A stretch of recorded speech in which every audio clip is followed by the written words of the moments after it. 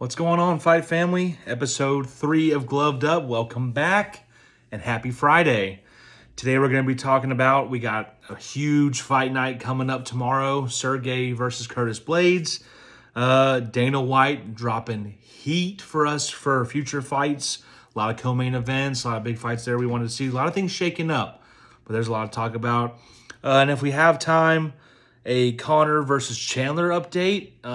We've been hearing nothing about this fight, so let's talk about that. And then, why is Yuri Prochazka in ghost mode? All that, and of course, Friday predictions. I'm going to give you all of my picks for the main card and a couple of the prelims. We're going to get deeper into that card. And then a little bit about what to look forward to going forward into future fight nights. We know we got 289 coming up, 288, sorry, they're coming up. A lot of big fights to talk about. So let's get right into it. Fight night, baby, it's here. We have Sergei Pavlovich versus Curtis Blaydes. This is a big heavyweight fight. Not a whole lot of things to talk about in the heavyweight division except, a very high capacity of fighting in the top 6, much like the middleweight division. 1 through 6 is very stacked, even 7, and then a little bit there, 8 and 9. And I'm kind of looking at the rankings there right now.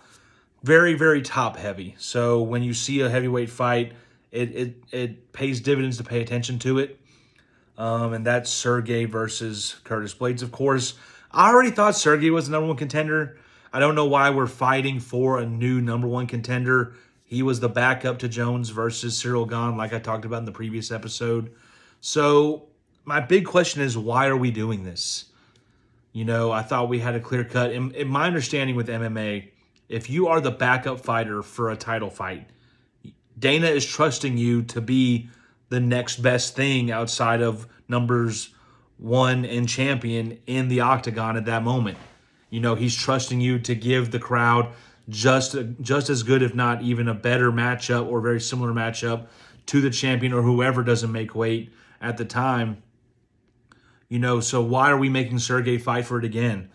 But also, isn't this really disrespectful to Curtis Blaydes? He has won, I believe, the last 3 or 4 fights he's been in, either via submission or knockout. I don't know why Curtis Blaydes wasn't the clear-cut number 1 there, contender or backup fighter for Jones and Cyril Gane. I'm not a big Cyril Gane fan. I think he should have been dropped out of the top 5 after that embarrassing loss to John Jones. But again, you are losing to John Jones, and I feel like no one right now in the top 5 could give John the fight of his life. I feel like, Cyril Gane just didn't do anything in that fight, but never was really going to do anything in that fight. Sergei would have been a better fight for John. Sergei's a big, beastly man. Chael Sonnen this week actually called him a fat-ass Russian. So hats off to you, Chael, there. But Sergei's fat ass would give John a problem. I don't know if John gets him down as easy as he thinks he would. But again, it's a good matchup. Sergei's knocked out his last 5 opponents. Only really ever got knocked out by, God, what was it? Who knocked him out? I think it was, oh my gosh, forgive me. It was back in 2018. Alistair Overeem, I believe, knocked him out. That was the last guy to knock him out. So there you have it. He embarrassed Tai Tuivasa. Beat the piss out of him in round 1. Apparently they're great friends, though. I just feel bad for Curtis Blaydes. I think he's being overlooked, a little disrespected there by having to go yet again into the Lion's Den to prove himself. He's had 1 bad performance in the last 3 years, and that was against Derek Lewis. Derek with the strong uppercut on a hot streak at the time. I think if you rematch Derek Lewis and Curtis Blaydes would embarrass him right now. Derek Lewis is in a terrible state. He's well outside the top 10 now, and at one point was fighting for the interim against Cyril Gane. Sad story there. But I'm going to hold off on my pick. I do believe that the winner of this fight is an auto number one contender and automatically gets the winner of Jones-Stipe. If that fight even happens in this year, I think it's set for December, but we'll see. It was supposed to be in September, but I think they had to rearrange it to December due to negotiations not going the way that they're supposed to be. But that's a huge, huge main event this Saturday night, folks. Please tune in, especially if you're a fan of the heavyweight division. That'll dictate the next title fight in my mind. And then moving on to just a featured prelim that I'm going to especially be watching. Muhammad Usman makes his return to the octagon against Junior Tafa. Muhammad did win his fight by knockout, I believe, against another, tough opponent. And by tough, I mean the Ultimate Fighter opponent, Zach Puaga, I believe is how you say his name. We all knew Muhammad had the knockout potential. Big guy, big heavyweight, little bit of wrestling, strong, swings with intent. Got the knockout, got the finish. I couldn't find any fight history on Junior Tafa. I believe this is his debut. And, of course, we're not expecting Muhammad Usman to come out here and, fight top 15 guys. But to fight someone who's just now making their debut, I guess that makes sense. Muhammad Usman's not very well-versed in the octagon. He still looks kind of like a child lost at sea. But it's an interesting matchup because either way, if Muhammad Usman loses to Junior Tafa, it's not doing big things to his career. He still has a long way to go anyway, so an early loss wouldn't matter. If anything, I think that would humble him. It would humble the Usman in him, give him a chance to kind of get really good. But he should be getting good anyway. Junior Tafa, I believe he's fighting the name more than the person because Usman's a big name in MMA and will always be a big name in MMA going forward. This actually means more for Tafa than it does Usman because Junior Tafa, like I said, I couldn't find any MMA fight history on him, at least in the UFC. So this is his shining moment. If he gets this, if he even gets a stoppage, this is huge for him. Again, I have a pick on that later to wrap up the show. That's what we'll do. We have Wells versus Semmelsberger. This fight will be interesting, folks, because these guys don't play. They're both knockout artists. They both are hungry for wins. They're in the middle of the road in terms of rankings. So this is another one to watch this Saturday. It's, I believe, let me fact check myself. Yes, so it's at welterweight on the main card right after, actually, because the Song Yadong fight got canceled, it is the first fight on the main card. There was nothing else to replace that fight. So that'll be a really good one, folks. Your first fight on the main card starting at 10 o'clock is Jeremiah Wells versus Matthew Semmelsberger. Jeremiah being 11-2-1 with a no contest, and then Matthew Semmelsberger being 11-4. Two really good middle-of-the-road fighters at welterweight. Neither of them really in contention for anything special, but both with really, really high potential to then propel themselves into the picture. Jeremiah is tough. Jeremiah is tough. Knockouts. He's on a heater, folks. 3-0 in his last 3. Matthew Semmelsberger, not necessarily as hot, but not cold either. 4-2 in his last 6 with some knockouts and some finishes sprinkled in there. I'm going to give a prediction on this one to wrap up the show, but this is one that's going to be slept on. I feel like a lot of people are just they're gonna go get their refills on their drinks, go to the bathrooms, get some more concessions when this fight comes on and start the main. This is one I'm gonna be waiting on. Once that undercard wraps up, I'm gonna stick around and watch this one. I'm not missing a second. This is gonna be a banger of a welterweight bout. I also have Bobby Green and Jared Gordon on here. Folks, why are we not getting some talk on Bobby Green fighting Jared Gordon? We all saw Jared Gordon fight Paddy Pimblett. Had a great outing against Paddy. In fact, most people say he won. I'm not here to start that drama, but, Paddy didn't have a good night that night. Jared looked great. Jared's not, your all-star, but, Bobby Green, for Jared to want to face Bobby, and go fight and go punch for punch with Bobby Green, Jared's obviously running high on some confidence. That just shows me that Jared took a lot of great notes out of that Paddy Pimblett fight. And now he's ready to take on probably one of the quickest hands in lightweight we've ever had. Bobby is a boxer, man. Bobby goes in there with intent.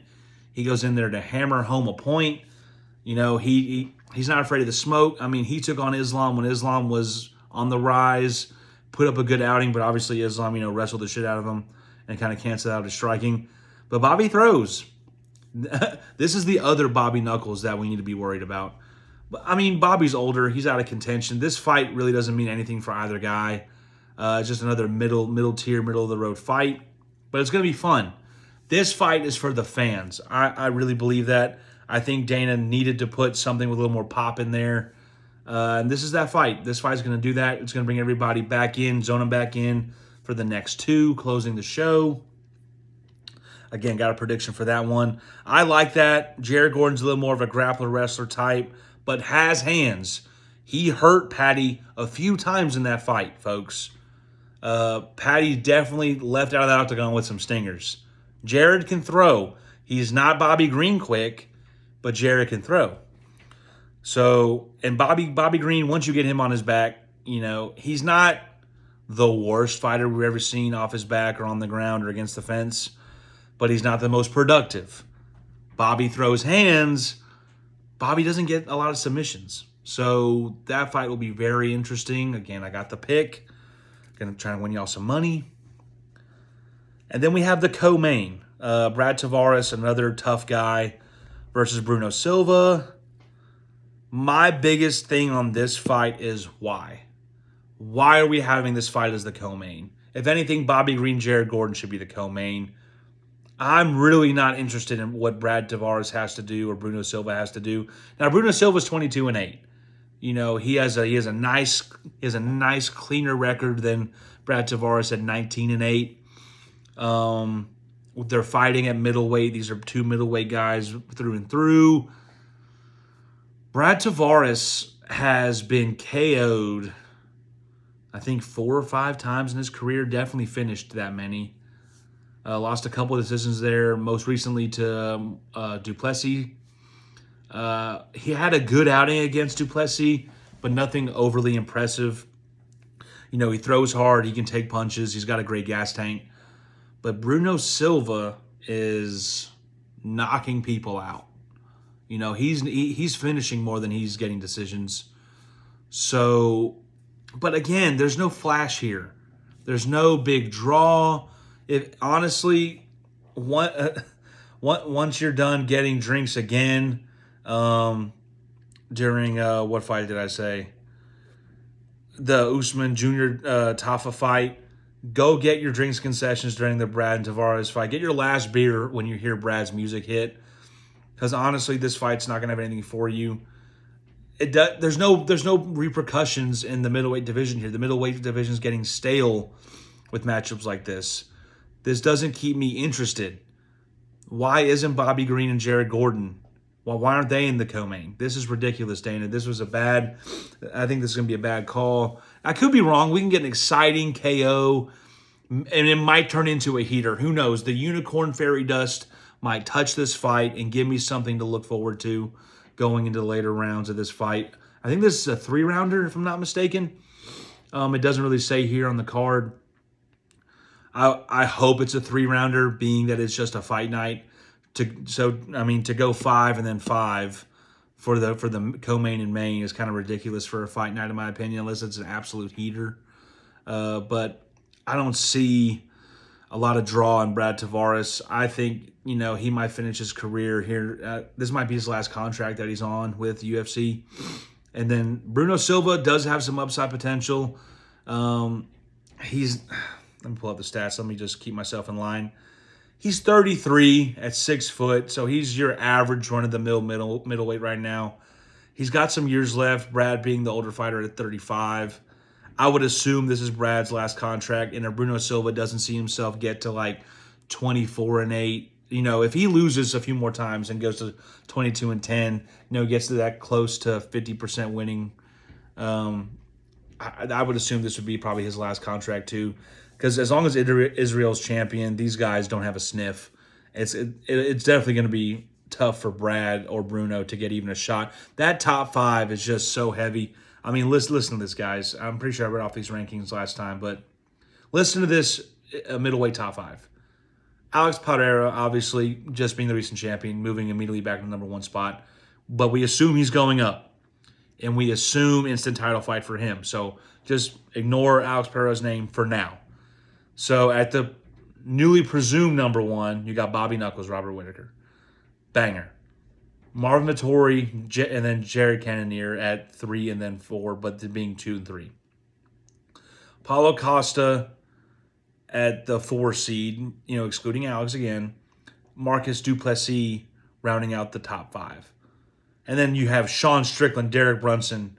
I mean, just who do these guys... I mean, there's no one in here for these guys to face and to even get a sniff. These guys are way too bad. Even a older, non-winning Derek Brunson will still knock the hell out of Brad Tavares or Bruno Silva. I mean, there's no shot. In fact, Bruno Silva, I believe it was Bruno Silva, did get beat by Alex Pereira on his way to the top. Bruno Silva was one of Alex's entry fights in the UFC and got his shit stoved in. So if that doesn't tell you that these guys are just middle-of-the-road fighters, I don't know what will, folks. And, I mean, you guys, anyone who's watching my show has a middle to deeper understanding, I'd imagine, in the UFC and what a gateway fighter is and what a middle-of-the-road fighter is. But for those of you who don't know, anyone who's on that cusp of being 50-50 wins to losses or on a multiple fight losing streak are either just okay with being middle of the road gateway for newcomers or on their last contract ready to leave the UFC. They're just finishing it out. Anyone who's not in the top 15 on a losing streak or close to 50-50, you can pretty much mark them off as they're just seeing themselves out.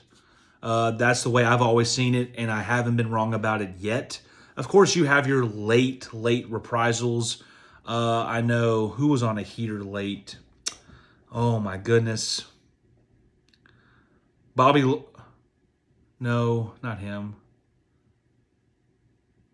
It was Lawler. Lawler had a 2 or 3 fight win streak until he got beat recently by Cantabella. What was his name?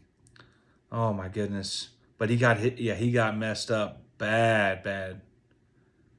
And now his career is pretty much over. I don't think we'll see Robbie Lawler fighting anytime soon. He's kind of 39, I think.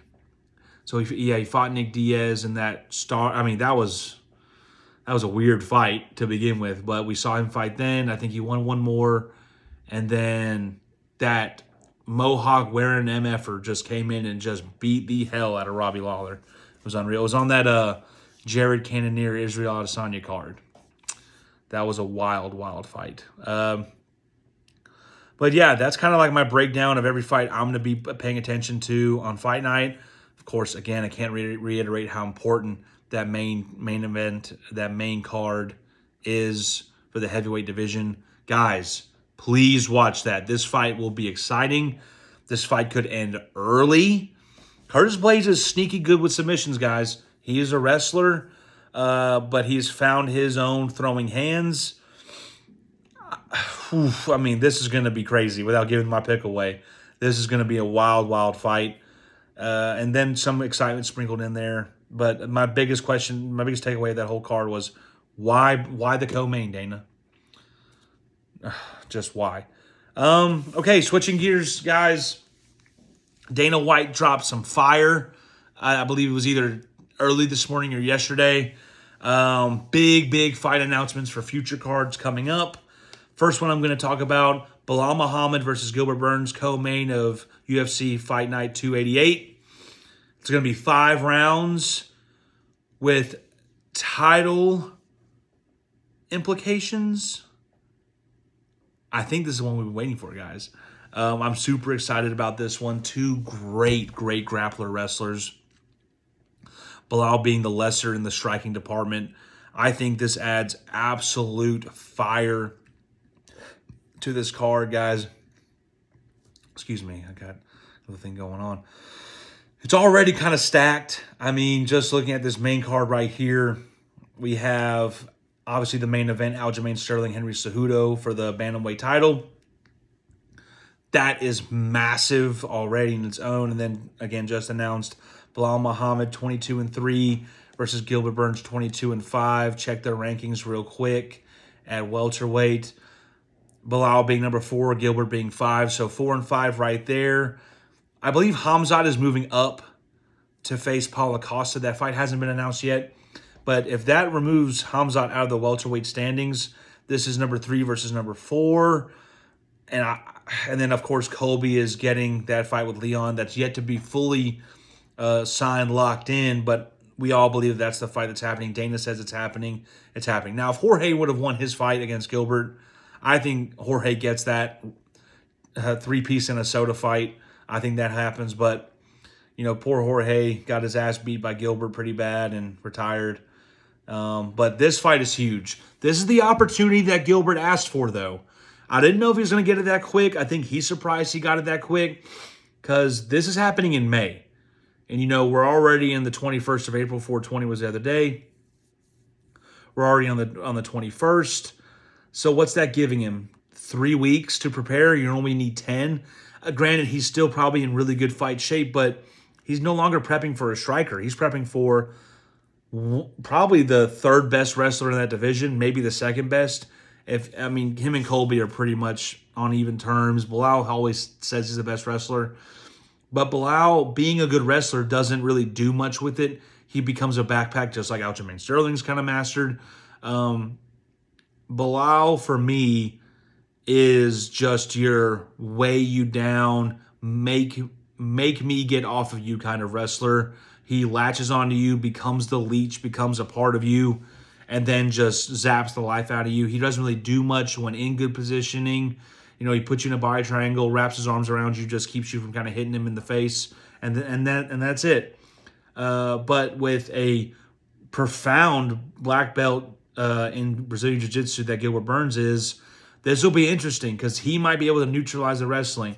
Of course, you know, Brazilian Jiu-Jitsu doesn't mean that you can out-wrestle anybody, but on the ground, he's comfortable.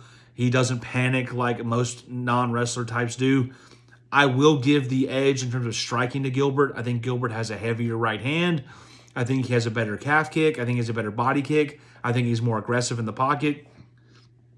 Belal is more of like your wingding striker, you know, tucks his chin and throws overhand rights, overhand lefts, crosses, tries to be lucky. He has a puncher's chance in the pocket, but he's just a wrestler to me. But huge fight. 5 rounds, unreal. I believe, and Dana kind of mentioned it, this is a number 1 contendership. The winner of this will get the winner of Colby versus Leon. I'm hoping it's Gilbert. I'm hoping Gilbert finally gets the opportunity again, like he did against Kamaru. I believe Gilbert's been deserving of another opportunity since he beat. I thought that Khamzat Chimaev fight was just such a waste of time for Gilbert. Khamzat's not a natural 175er. He can't make that weight anymore. 175er, 170, 175. He can't make that weight. I think that was a complete waste of time for Gilbert. I think that's an unnecessary loss for Gilbert. I think that hindered him a little bit. I think it made people sour on Gilbert. I thought that was a great fight. Again, I thought it was a waste of a fight. Waste of energy for Gilbert, waste of damage taking, because he did take some, because Khamzat throws bricks. The man has cast iron for fists. It's unreal. So I think it's about time Gilbert steps back into the main beam of light. I think we're going to see a lot from Gilbert. I think Gilbert's going to come out ferocious. I think Belal's going to have his hands full. I'm not going to give an early prediction on that. I'm going to still leave that up in the air, even though I kind of led you to believe my favoritism towards Gilbert. Things could change. I'm going to really research that fight. statistics, everything, break it down. But great fight. Great job, Dana. 289. They settled on the co-main, guys. Guess what it is? Beneil Dariush versus Charles Oliveira. Whoa, lightweight matchup of the year. Tell me something different. I won't believe you. Even though we had a great fight, Justin Gaethje versus Rafael Fiziev, sorry. This is going to be your lightweight matchup of the year right here, guys. The former champion, Charles Oliveira, on another redemption cycle. Guys, how many times have we seen this? Charles Oliveira climbing the mountaintop, looking for redemption for the third time. I mean, but facing a guy not anywhere near him in the rankings. I guess he's 4, but Beneil Dariush, I'd assume this is his last chance at a title run. Let's see. It doesn't say how old he is on the ranking sheet. Let me go to the actual matchup on the card. It actually doesn't have it listed. I tried to look already. I know he's not a young guy. However, I think he'll be the one to feel most comfortable on the ground with Charles. And I know what you're thinking. Oh, Swole Daddy, Dustin Poirier's a Brazilian Jiu-Jitsu black belt. Oh, Justin Gaethje's not bad on the ground. Oh, yada, yada, yada. Islam Makhachev choked him out in a few seconds. Yes, but aside from all that, the most submission finishes in the lightweight division go to Charles Oliveira. So, your points are moot. Charles Oliveira is the most lethal lightweight we've ever seen on the ground ever. But I think Beneil Dariush, in his comfort zone, being on the ground and being wrestling, being grappling, I think he's fine. Now, if that's neutralized, all said and done, who do you give the striking advantage to? Because Beneil can throw hands, but Charles is so crispy. I mean, we've seen him time after time. Now, his striking defense is awful. How many times have we seen Oliveira get dropped to his ass in the middle of a fight, and only to have someone jump on him and him tap him out? That's kind of been his calling card. But here lately, we've seen Charles land some shots. We've seen blonde Charles and brunette Charles land some heavy shots. He's gotten a little tighter. He still takes round 1, round 2 damage, but in rounds 3, and if you make it to 4 and 5, he's really throwing hammers. I mean, he's stunted Dustin Poirier. He has stunted Justin Gaethje. He beat the shit out of Michael Chandler before he choked him out. I mean, Charles Oliveira, he's sharp. He's really sharp, guys. That's going to be a really, really good fight. But does that have title implications as well? Because if we go look at the rankings, obviously you have Volk hunting down Islam, but Dustin Poirier is not going to wait around forever to get a fight, guys. I mean, who's he looking at? Mateusz Gamrot? I think I've heard that going around the rumor mill. I don't see, because Justin just faced Rafael. I don't see, and then obviously Michael Chandler's locked in with Conor McGregor to fight. But what have we heard with Islam? What's Islam Makhachev doing right now? Is he back in Dagestan trying to get better? Is he in San Diego training with AKA? I haven't heard anything about Islam Makhachev in weeks. So it'd be interesting who's in line there. I want to say Volk. I'm a big Volk guy. I think them running that back would be great for the UFC. But Dustin Poirier's not waiting around forever because he's not getting the younger guys. Dustin Poirier's on the other side of 35, I believe. And he's taking some damage, so he can't just sit around in dormancy forever. He's a star. There's too many stars in that division, first of all. I mean, Islam, Charles, Dustin. I mean, 1 through 7. Well, even Omar Tazukian is a star. Rafael Dos Anjos is a huge draw. Jaleel Turner is on the rise. Dan Hooker's amazing. Almost the entire top 15 are all stars. Jalen Turner, sorry, not Jaleel. Sorry, Jalen. I didn't mean to offend you if you ever see this podcast, whatever. But 1 through 10 for sure are all stars. Isn't that incredible?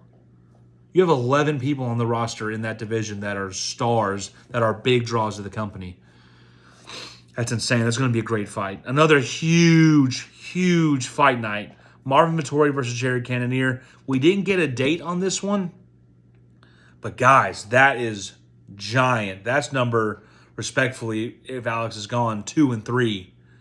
And they're both heavy punchers. Marvin Vettori just recently fighting. Kind of got away with one there. I don't know what they taught him in Thailand, but obviously it wasn't defense. He took abuse. He took abuse that fight. I believe he was fighting, oh my God, Imavov? I don't know, but I mean, he was just taking punishment. And that's what he does, though. He has that chin of steel, that Italian iron, baby. But Jared Cannonier is probably going to be one of the hardest punchers he faces. So look out, Marvin. That's going to be a banger. Moving on quickly.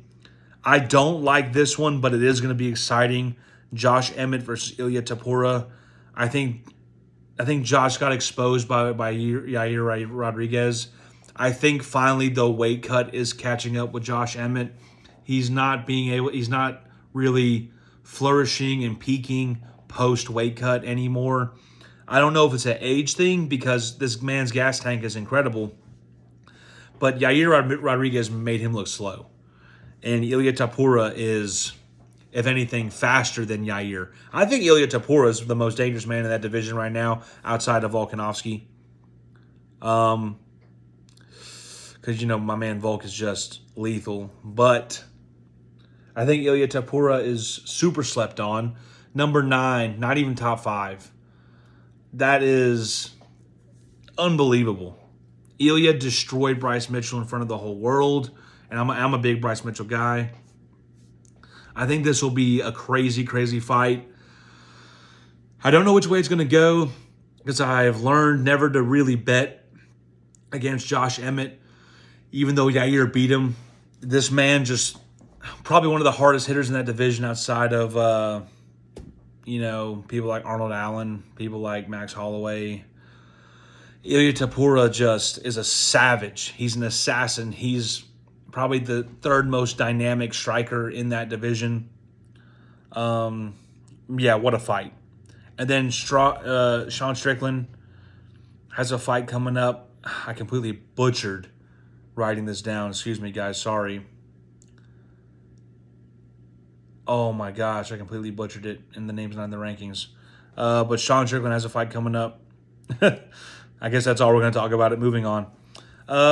So right now, I have what to look forward to in the UFC. I know we just talked a little bit about what just got announced, but it is my job to keep you updated on all things UFC moving forward. UFC 288 is coming to you May 6th. I'm going to see if I can have a little watch party here at the house. We're going to do some instant reactions, post-fight reactions, live picks, live bets, live odds. What am I looking forward to seeing? I'm definitely going to do maybe a little live stream stuff going on in the UFC 288, especially if Terrell gets his ass over here. We're going to promote the channel. We're going to talk about stuff coming up, maybe some collaborations, maybe my first guest. All things are possible.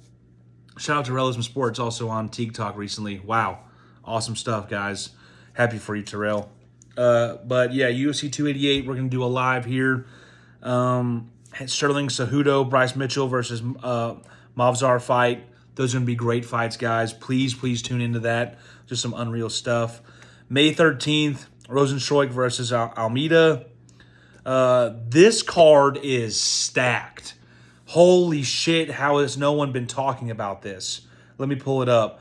I wrote it all down, but I just want to see it again. This is unreal, guys. Jairzinho Rosenstruik and Jalatan Almeida in the main event.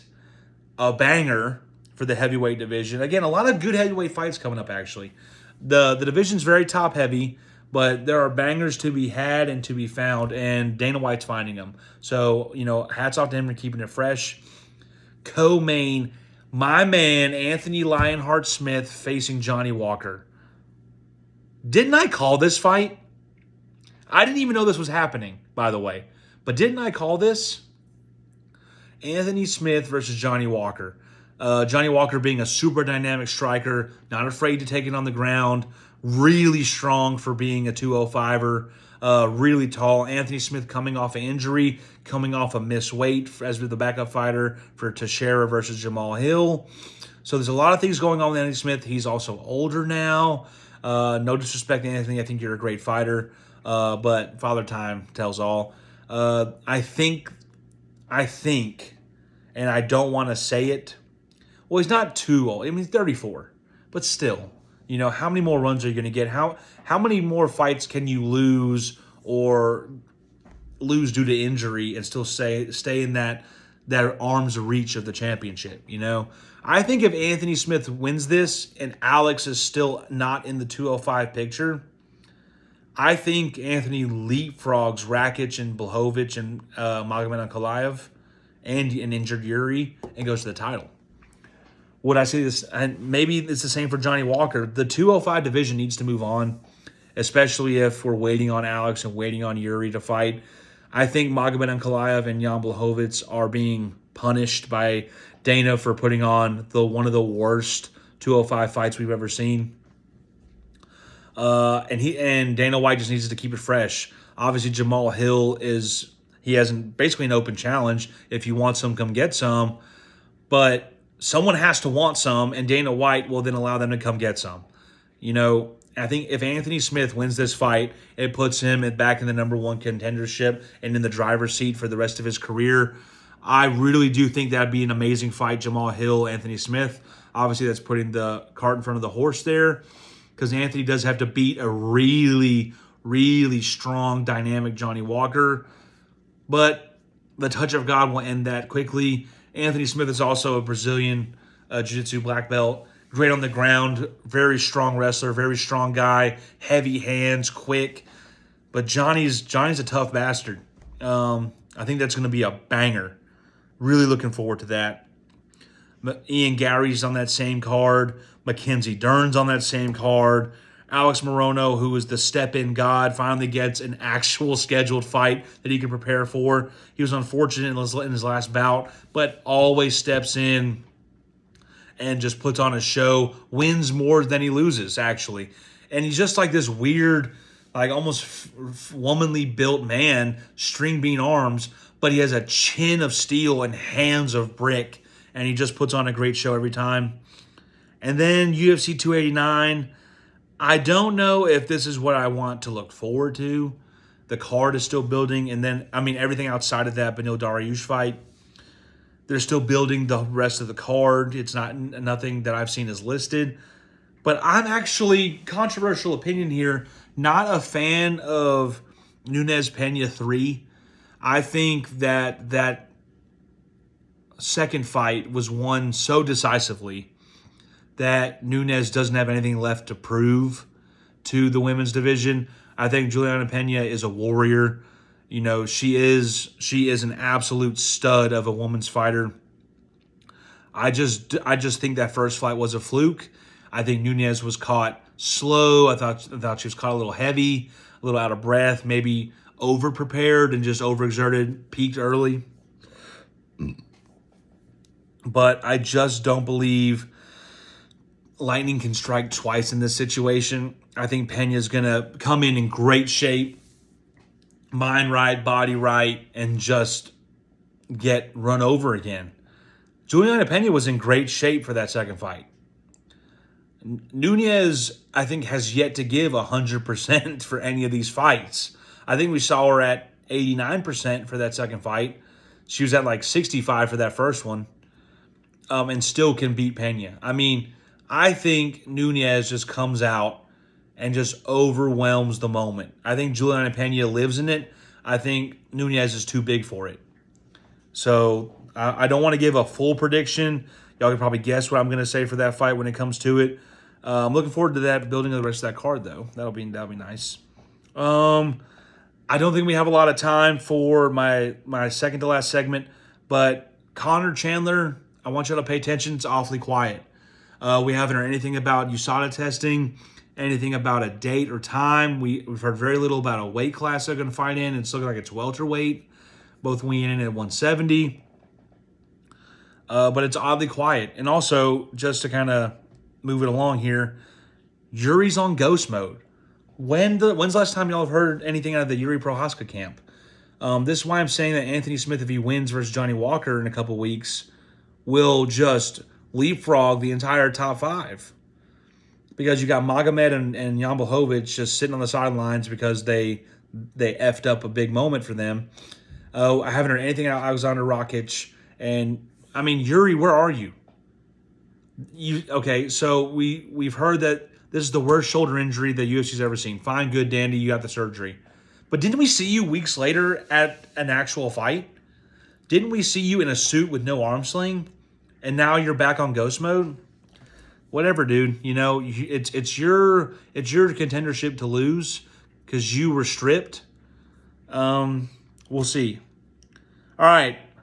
Closing out the show, guys. Thank you for staying with me for so long. I know we're probably on our longest episode here. Picks for tomorrow night. Here we go. Let's win you some money. Let's stay undefeated. I'll say 2 of these were tough. A few of these were tough. Usman versus Tafa. Let's get that one out of the way. This was a tough one because there's not a lot to go off of. I saw Usman on the tough series. I saw a lot of promising things, a lot of weak points. This is my shot in the dark here. I'm going to take Usman. I'm going to take Usman because I know Usman, and I'd rather have the devil I know versus the devil I don't know. He KO'd Zach Puaga. You can't take that away from him. So let's give the man that's swinging guns the bet. So if you're staying with me, Usman. I'm taking Wells over Berger. I think both fighters are coming in hot. Both of them with knockout power. Both of them well within their rights to finish anybody they choose. Give me the man that's on the hotter streak. That's 3-0. Give me Wells. And that's going to be by knockout. Give me Wells by knockout. Bobby Green versus Jared Gordon. I have mad respect for both fighters. I'm a big Bobby fan. I love Jared Gordon's fight versus Patty. Give me Bobby, though. I have more faith in Bobby to produce the volume. Even though he's not on the hottest of streaks, I still like Bobby, man. He comes in with a lot of heart. Output's high. Gas tank's amazing. Striking's crisp. Jared is at risk for being overwhelmed in this fight, especially if it goes all 3. Give me Bobby by decision, though. He's not a heavy hitter. He has finished people in the past. I don't think he's got it in him now. I just think he simply overwhelms, puts on a better fight. Give me Bobby by decision. Not much to speak on by the co-main because you guys know my opinion on it. I think it's a waste of time. However, give me Silva by KO because he is a KO artist. And I just didn't like what I saw out of Brad Tavares versus Marcus Duplessis. I still think it was a good enough showing. Marcus Duplessis almost finished him a few times. Brad Tavares just takes too many shots. Bruno Silva lays the timber. Give me Bruno Silva by KO. All right, the big one we've all been waiting for, the main fight, the main event of the evening for tomorrow. Sergei Pavlovich versus Curtis Razor Blaydes. Heavyweight division, I'm saying number 1 contendership on the line, even though both arguments for both camps as to why they should already be the contender are solid. There's a lot to unpack here, and I think we unpacked most of it earlier in the show, my first segment. I love Curtis Blaydes, and I love Sergei Pavlovich. I think Sergei, what he's done for the heavyweight division is almost reminiscent of like a Randy Couture, but with more knockout, like just rolling early, one early loss, but then gets back rolling. I think it's also very remnant of like a Brock Lesnar type, just a big body, big power, steamroll, just engine that's on go mode from the opening bell. Curtis Blaydes is a great wrestler also, though. Has seen all the character types you could have in the heavyweight division, has seen the heavy punchers, has seen the wrestlers, have seen the dynamic grapplers. All that being said, give me Sergei by knockout. Give me Sergei by knockout. I think this Russian boar just comes in, not necessarily overwhelms Curtis Blaydes, but picks his shots a little better, lands some heavy stuff early, wears the tank down, maybe some calf kicks, but just takes Curtis's lights out on his way to being the unanimous #1 contender and dibs getter of the winner versus Jones Stipe. Thanks, guys, for watching episode 3. I hope to keep the momentum rolling. I know we're small now, but man, it just feels good to get my knowledge out there and get my opinions out there on the UFC. We're going to try and incorporate more combat sports. I know there's a big boxing match coming up between Garcia and Tank Davis. We're going to try and get some stuff on that. Remember, guys, next show is going to be on Monday for a Saturday recap and just news and what to look forward to in the week. Thanks, guys. Peace.